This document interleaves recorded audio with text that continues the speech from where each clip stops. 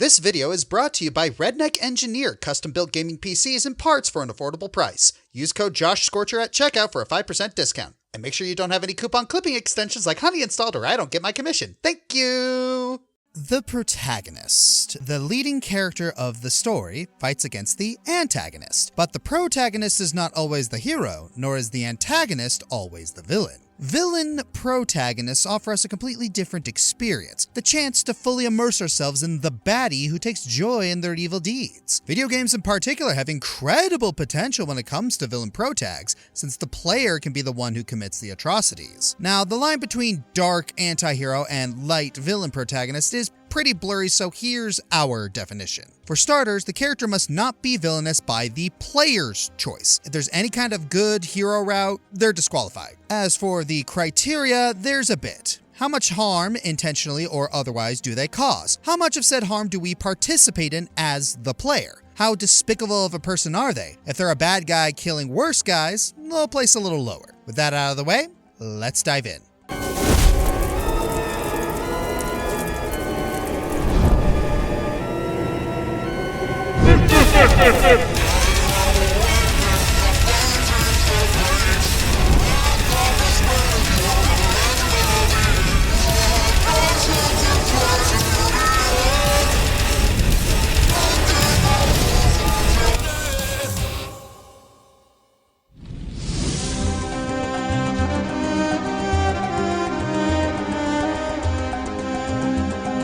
So, picture this. What if you play a Pikmin game, but the captain is evil?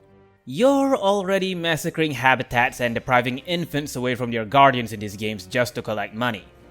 Okay, a Pikmin game, but you're conquering the world. Pikmin gradually becomes an invasive species as the series goes. Ow! Pikmin, but high fantasy! Close enough.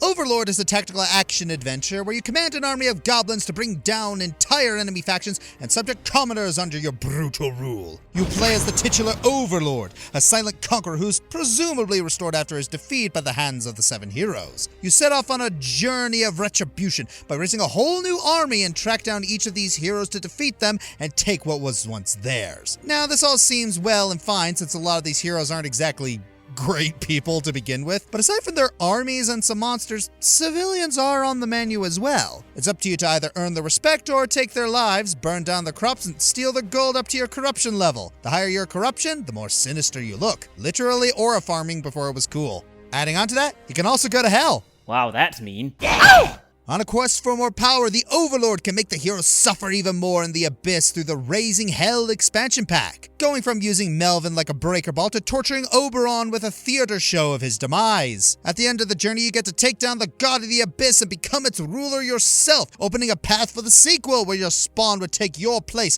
as a new Overlord of the living world. The scale of the Overlord's evil deeds are very much dependent on how far you'd go. Otherwise, you're mostly taking down enemies that are just as bad, if not worse than yourself, which is why he's not any higher. Still, it's fun to see how much the game lets you decide what kind of evil you want to be. Are you satisfied with earning acclaim for your own self-fulfillment, or do you just want to watch the world burn? In the end, it's your conquest to do with as you please.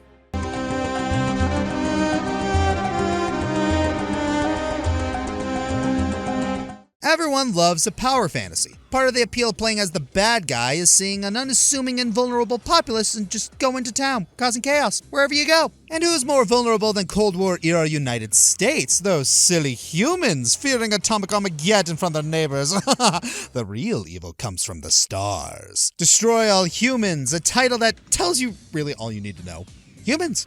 Destroy all of them. With all your wacky alien powers and tech you could ask for, and your protagonist is just one in a long line of Furon clones ready to harvest some human brains. Cryptosporidium 137, or Crypto, is just the protagonist you'd expect for a game like this. He's crass, selfish, and more importantly, very much on board with killing humans just for kicks. Oh sure, he's from a dying race and all, but luckily for him, humans have some Furon DNA in them after one of them got busy with an alien in ancient times. So it's up to Crypto and his totally non-Zim boss to do some good old-fashioned probing and organ harvesting. Playing as Crypto lets you do all the classic alien tropes and then some. Abducting people and mass destruction with the UFO? Yep. body snatching and subtly weaving your way into human society? Also, yep. Oh, for guns. Oh, these guns. Lasers, telekinesis, meteor showers, black holes. The puny human's military is no match for him. And all the while, he's right there with you, snarking how stupid humans are and how fun this game is. The villagers, the urbanites, the police, the ninjas. Wait a minute. Ninjas? They got ninjas in 1969? Go with it. Who doesn't love ninjas? By Game 2, Crypto's usurped the president of the USA and is now against the KGB, who are working with Martians to destroy the Earth. Crypto opposes, of course, but not out of the goodness of his heart. Oh, no. But because if the Earth is destroyed, then who will we probe now?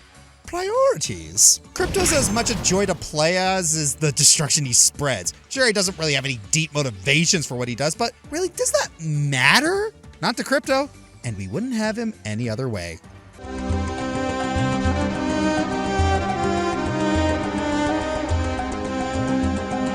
For this next entry, I'm going to talk about Nefarious. They didn't do anything! No, not the horror movie made by the God's Not Dead filmmakers. I'm talking about the Metroidvania where the princess is kidnapped by you. Crow is the character that you play as in this Metroidvania satire of games like Mega Man and Mario. I mean, the hero's arc is the whole I got to save the princess thing, only he breaks up with her before Crow can battle him. Wow. Move, man. But hey, at least Crow gets to kidnap all the princesses he wants, and he gets to do it all with his sick arsenal of mechanical weaponry. Right away, Crow gives off major cartoon villain energy. It's like if Lord Crumps lost some weight and upgraded his charisma. He's got some hilarious banter with his assistant Becky, his robot minions, the heroes, the princesses he captures, and even other villains that he goes toe-to-toe with. All of this would be very nice to read and laugh at if you weren't busy trying to fight way too many enemies at once. With Nefarious being a fairly traditional Metroidvania, just with the roles reversed, we get a peek as to what it's like to be the boss in a boss fight. Yeah, you heard me, this game has reverse boss fights. And believe me when I say that these fights are both awesome and very creative. Even some of them make you want to pull your hair out. Walk under the robot fist! Despite all these cartoony villain tropes, the game does offer a bit more depth to his character than one might expect. At one point, Princess Mayapple attempts to appeal to him, saying that this route he's taking is one that will ultimately end in him being alone. Nefarious presents this idea that villains are similar to heroes and that they just want to make the world a better place. It's not that sometimes there are actions that villains make that are ultimately what make them villainous. Oh, hi, Julia Salisbury, when'd you get here? Asking these questions are what make Crow more than just a one-dimensional cartoon villain. The game gives you a choice on whether to go through with his plan for world domination or to release all the princesses and start a new adventure with his assistant Becky, who's implied to have a crush on him? I was expecting that. Overall, Crow's a hilarious villain protag that perfectly captures what it's like to be on the other side of the hero's journey, while also helping the player to expand their definition of what can be considered a villain. Is it an outdated subjective ideal, or is it the perfect description for our dastardly Crow? Regardless, he's the bad guy, and he's loving it. Now, if only he was stronger at the start of the game so I wouldn't keep dying and losing my coins. Sorry. Positive countdown. Crow is awesome.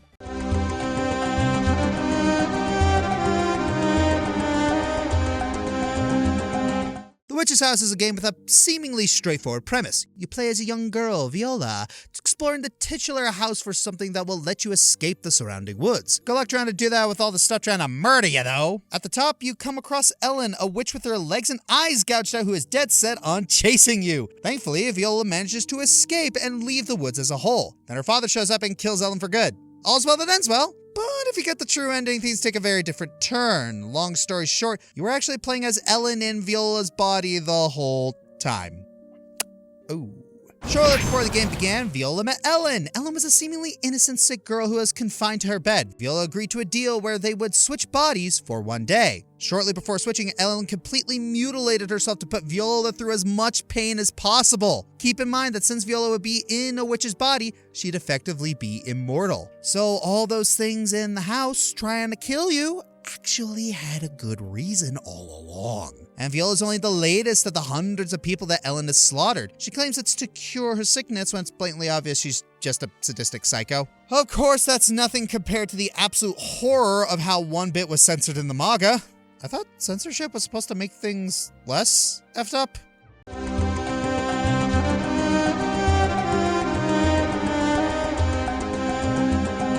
Personally speaking for a moment here, you guys should know by now that I'm kind of a goody two-shoes in terms of how I play games. Give me options and I'll usually do the right thing, so the less serious, go crazy and embrace evil type of villain protagonist really doesn't speak to me as much as the more tragic or seriously portrayed examples. That said, there's one example with a bit of column A and column B. Shovel Knight, you know how good this game is, and its DLCs only add to the treasure trove of content this game has. You get 3 extra campaigns placed in some of the game's rogue galleries, and one we're interested in today is the self-proclaimed king of cards himself, King Knight. On the outset, King Knight is as silly as they come. He starts the adventure off living with his mother with dreams/delusions of one day being a king.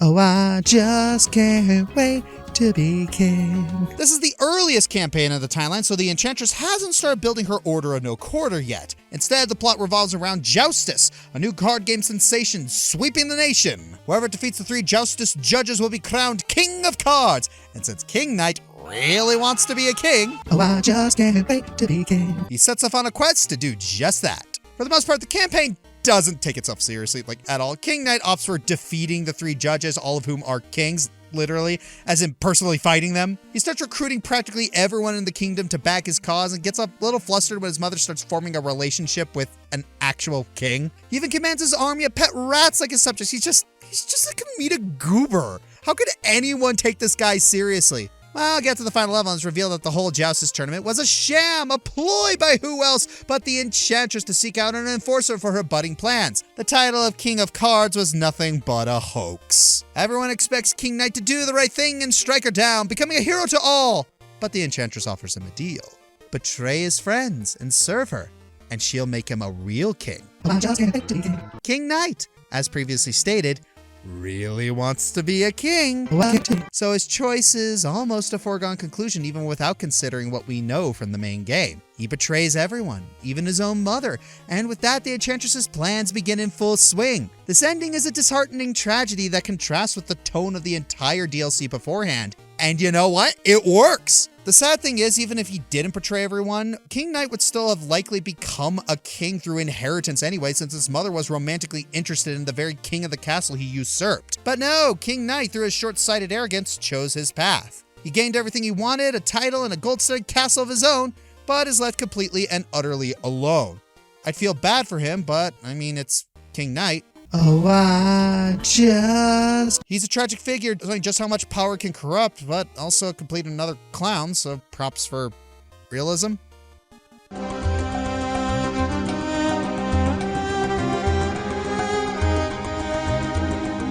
I don't know how you guys feel about RPG Maker games. Unless it's fully original, like the aforementioned Witch's House, the ones that just use stock assets tend to not get many eyes on them.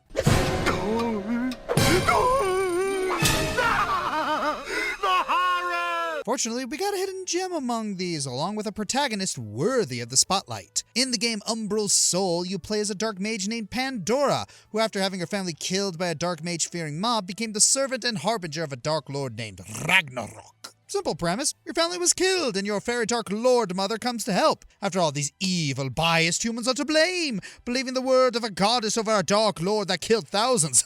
How dare they? You guys, how could you? But he totally did it! Well, it's a little more complicated.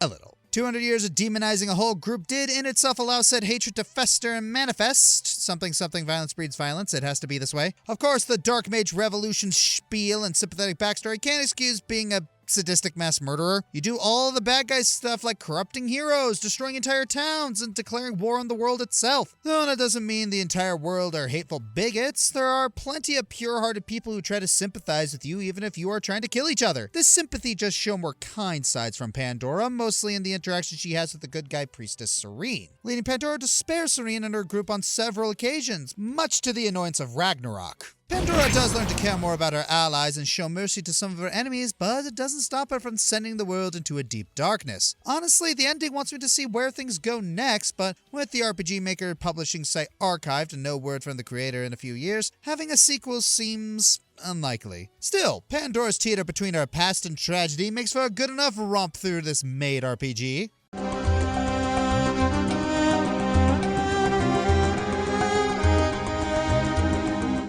Live Alive, Ersted, next entry. Whoa, not so fast. You're really just gonna settle with that? Look, man, I've said everything I can about Ørsted and how great he is. No duh, he makes the list. But what else can I add? Oh, wait, I haven't talked about that yet. So to catch up to speed, those who are behind on my content, Live Alive has several stories featuring heroes of different eras taking down their respective incarnations of the demon Odio. In the 8th story, you're introduced to the knight Ørsted. He has his whole life ahead of him, being an adorned hero betrothed to the kingdom's princess. But all that goes south when his friend Strabo schemes against him out of jealousy and used the demon's guise to abduct and torment the princess, as well as frame Ørsted as a usurper. At the end of the journey, Ørsted finally confronts and defeats Strabo, but it was all for naught. He has nowhere left to turn to as he's seen as the villain, his allies slain, and his love lost for good. The pressure, heartbreak, and despair drive the fallen knight into becoming a true vessel for the Demon King. Now, sure, the correct way to end the story is to defeat him with the heroes across time and free Ørsted from his suffering. But, as a protagonist, you can take Ørsted's journey even further. If you choose to play as Ørsted in the final story, you take control of the fully demonized knight as he laments his desire to torment man for their sins. All he can pity left are his brothers, as he believes they are denied their purpose, and that man's ego lives on in their defeat. Ørsted seeks to remedy this by taking hold of them through time and correcting their destinies, killing the heroes where they stand, so there will be no more light in their future. Once all is done, nothing is left. Ørsted is free to roam a world of his design, a world where man is no more, where the only one left to suffer is him. Oh, man. As classic of a fallen hero as they come, Ørsted blinds himself to untamed hatred, believing that if there's no justice for all his deeds, then no one else deserves it. You don't just follow him as a villain right off the bat, you experience his downfall. You witness the stoic, soft-spoken knight distorted to a furious destroyer with a haunting voice. And still, you can keep following him just to see how much farther down he'd fall. Tragically, all he wanted is to be believed in. But after all he's done, who's left to do so? Believe in me! Believe!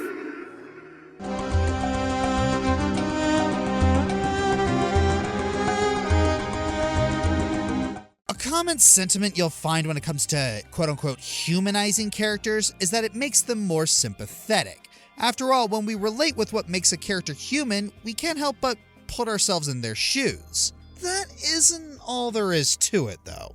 Humanization also shows how a character's terrible actions can reflect on the reality of people's nature, how a cycle of mistakes breed people who take the misery of others for granted, or justifying hurting others based on personal benefits and vendettas. After all, humanizing implies being human, and as you can see from history, humans aren't all good. This is what makes Andrew and Ashley Graves such interesting characters. The entirety of Andy and Laylee is about deconstructing the toxic sibling bond shared between one emotionally jaded subject of Stockholm Syndrome and one impulsive, obsessively dependent living burden. They do terrible things like killing people, eating them, and working together with demons, all to escape being hunted down by an ambiguous government force. From past to present, we see them fighting day in and out to cling to whatever precious thing they thought they had left. Andrew, for one, simply wanted to be normal. Despite the massive pressure and neglect his mother imposed onto him, he still yearns to be a mentally sound person with a healthy love life. But that's not really the case. Growing up enforced as his sister's only guardian, it's inevitable that he grow attached to her, and would do anything to make sure they both survive together, whether he wants to or not. Trying to suppress that, he sought a romantic partnership with Julia, whom he thought he could love, but ultimately is just an item for him to use as an escape from his miserable routine. Ashley, on the other hand, came across as someone who's nothing short of unpleasant in every way. Being so needy and tone deaf, no crime against nature escapes her if it means keeping Andrew by her side. But see, she's not some kind of demon child who can only do wrong. Growing up, she can develop more of a restraint so that she doesn't just blindly piss people off all the time. She has cognition, but without anyone to guide her positively, she's never going to shake off her old habits. Taking into account that she suffers from oppositional defiance disorder, and her attitude starts to make way too much sense. Across all the dysfunctional, bickering and infighting, we see just how much they start to learn from each other. Andrew in particular becomes more and more cunning as he takes advantage of whatever attachment Ashley has in order to test her loyalty. And Ashley, while starting off as a carefree girl boss, becomes more vulnerable to the thought that Andrew could turn against her and gravely attempts to keep him in check. If you're hoping there's a chance Andrew could part ways with Ashley and come out of this a good and clean person, love the enthusiasm. Never gonna happen. The archaic relationship, the dichotomy between understanding and repulsing these two, is the brand of unique horror that makes this series so compelling. In the midst of all the edgy overtones lies a masterful display of human error portrayed by the internet's favorite pair of maladjusted freaks.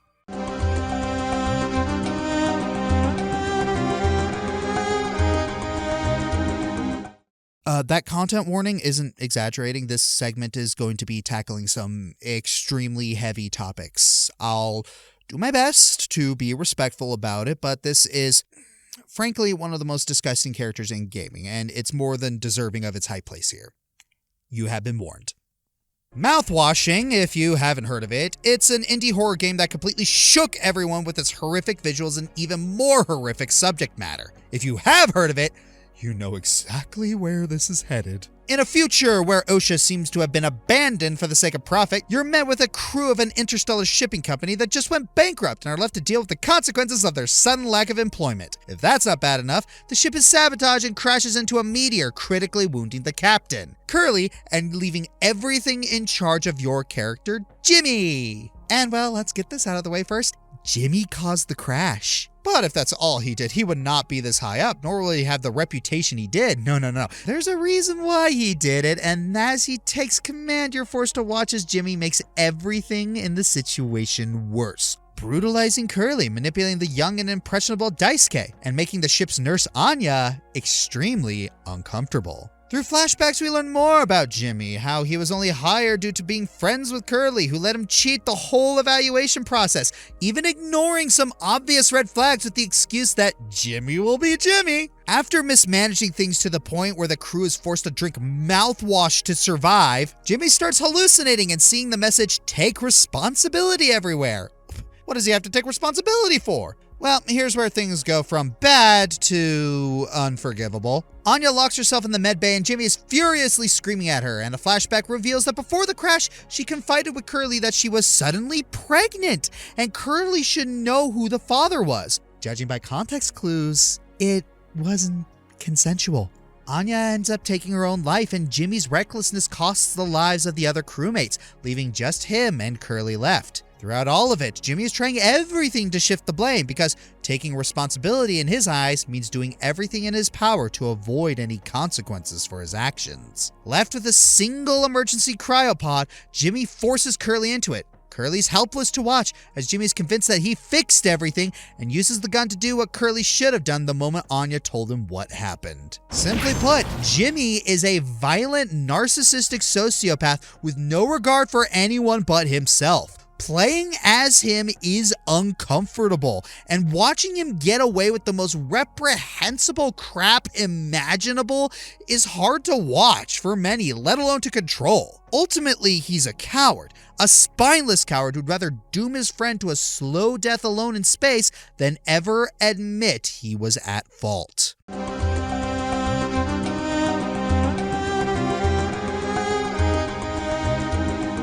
The Lamb, Cult of the Lamb. Look to the Stupendium as to why. Trevor Phillips, GTA 5. Rockstar gave GTA fans a character that completely reflects how people play GTA. An unhinged maniac who goes on killing sprees at the drop of a hat. Fuminori, Sayano Uda. This guy eats his former friend, and somehow it gets worse from there. Lucius from Lucius. Child of Lucifer isn't gonna open a hotel anytime soon. Tsukioka, Robot Alchemic Drive. Ruin your best friend's life or ruin other people's life for your best friend. Either way, you're awful.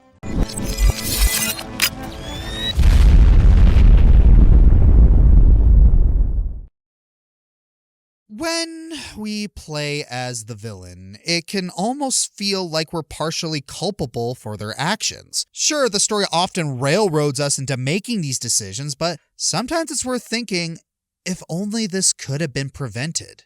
If only we had just stopped. You know the old saying, everyone thinks they're the hero of their own story. Captain Martin Walker is defined by how far he's willing to go to be that hero, and in doing so, he sentences all of Dubai to damnation with him. Originally sent out to find survivors of a devastating sandstorm, Walker finds Dubai abandoned by its government and apparently under the thumb of fellow soldier John Conrad, who's been using fear to keep the populace in line. Walker ends up caught in the crossfire and forced to kill local militias and even fellow US soldiers trying to survive. Argue self-defense all you want, but this was originally a recon mission. Walker's still killing people outside his orders. So when he ends up accidentally destroying the remaining water supply and also accidentally ends up bombing a civilian camp with white phosphorus, it becomes less and less possible to justify his actions. Walker's mind starts deteriorating more and more, especially once his squad mates start dying, and the game starts dropping some scary fourth wall breaks. But surely stopping Conrad is worth it. If Walker could just kill Conrad, at least he'll be redeemed as a hero. At least this mission wasn't for nothing. Except, once you confront him, Conrad's just a long dead corpse. Conrad was dead from the beginning. Walker's been hallucinating him this entire time. All this time, he could have stopped. And the fourth wall breaks make it clear.